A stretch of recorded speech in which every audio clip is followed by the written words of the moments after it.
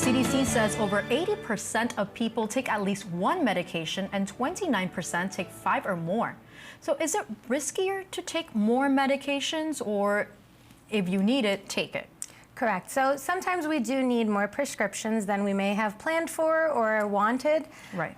So that said, yes, having certainly more prescription does increase the risk of interactions, side effects, and undesirable side effects, but sometimes you need those prescriptions.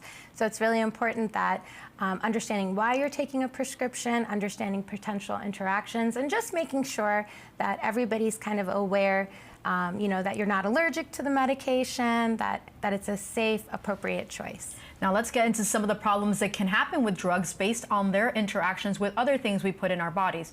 So what drugs interact with other drugs, Dr. Sharma? So this is a great graphic because there are different types of drug interactions, but this really breaks it down fairly simply. So drugs with foods and beverages. A lot of times we don't know that foods and beverages can have interactions with medications. We just figure, oh, well, it's just food and beverage. But drugs do interact with food and beverages. We're going to talk about that in a little bit. Drugs interact with dietary supplements. Also something that many people figure, oh, it's harmless, it's just an over-the-counter vitamin, but that's not necessarily the case for certain medications. And we'll be talking about that in a little bit.